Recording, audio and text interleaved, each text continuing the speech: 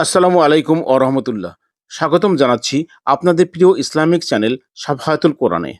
আজ আমরা জানব এক ইমানদার পিতার এবং তার বাধ্য সন্তান ইসমাইল আলাইসাল্লামের ত্যাগ ও তার আনুগত্যের এক অলৌকিক ঘটনা। একটি ঘটনা যা কোরআনে আছে, হাদিসে আছে এবং যার স্মরণেই প্রতি বছর বিশ্ব মুসলিম পালন করে ঈদুল আজহা। আসুন শুনি ইসমাইল আলাইসাল্লামের কোরবানির সেই ঐতিহাসিক ঘটনা। ইব্রাহিম আলাইসাল্লাম ছিলেন আল্লাহর ঘনিষ্ঠ বান্দা। তিনি অনেক বছর ধরে নিঃসন্তান ছিলেন। তিনি বারবার আল্লাহর কাছে দোয়া করতেন, হে আমার প্রতিপালক, আমাকে এক সৎ সন্তান দান করো। সূরা আস-সাফফাত আয়াত নাম্বার 100।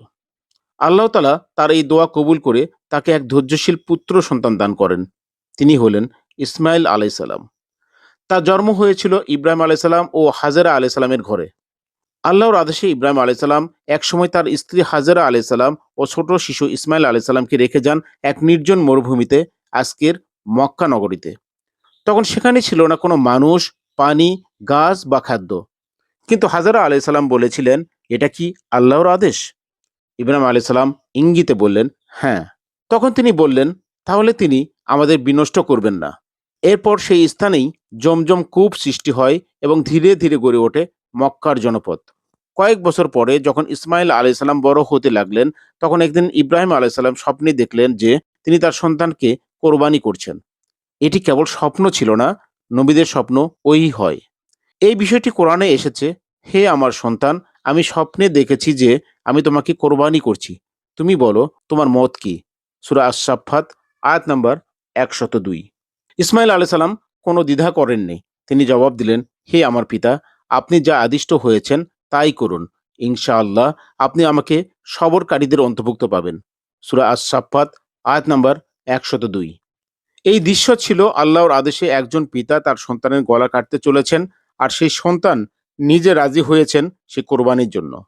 ইব্রাহিম আলাইসাল্লাম ছেলে ইসমাইল আলাইসাল্লামকে নিয়ে একটি উঁচু স্থানে গেলেন। তারা দুজনে প্রস্তুত হলেন আল্লাহর নির্দেশ পালনের জন্য।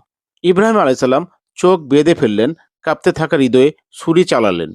কিন্তু ছুরি কিছুতেই কাটছে না। আল্লাহ তাআলা ছুরিকে আদেশ করেছিলেন, হে ছুরি, তুমি কাটবে না। ঠিক সেই মুহূর্তে আল্লাহর পক্ষ থেকে ফেরেশতা এসে বললেন, হে ইব্রাহিম, তুমি সত্যিই স্বপ্নের বাস্তবায়ন করেছো। এরপরে আল্লাহ তাআলা একটি বড় দুম্বা পাঠালেন এবং বললেন, তুমি যে কাজ করেছো আমরা সেটিকে গ্রহণ করেছি। সূরা আস-সাফফাত আয়াত নাম্বার 105, 107। এই ঘটনার শিক্ষা, আল্লাহর আদেশের প্রতি পরিপূর্ণ আনুগত্য, বাবা ছেলের নিঃস্বার্থ ত্যাগের নজির, আল্লাহর উপর অগাধ বিশ্বাস ও তাওয়াক্কুল। এমন ঘটনা মুসলমানদের জন্য ত্যাগ ও আত্মনিয়োগের অনন্য শিক্ষা। এই ঘটনাই আমাদের শিক্ষা দেয় কোরবানির প্রকৃত উদ্দেশ্য। প্রতি বছর আমরা যে পশু কুরবানি করি তা হলো ইব্রাহিম আলাইসাল্লাম ও ইসমাইল আলাইসাল্লামের আত্মত্যাগের স্মরণ ও অনুসরণ। আল্লাহ বলেন, আল্লাহর কাছে পৌঁছে না পশুর গোস্ত বা রক্ত, বরং পৌঁছে তোমাদের তাকওয়া। সূরা হজ আয়াত নাম্বার 37। প্রিয় ভাই ও বোনেরা, আমরা যেন ত্যাগ, আনুগত্য ও তাকওয়ায় ইব্রাহিম আলাইসাল্লাম ও ইসমাইল আলাইসাল্লামের পথ অনুসরণ করি। আল্লাহ যেন আমাদের এমন ঈমান ও কোরবানির চেতনা দান করেন। আমিন।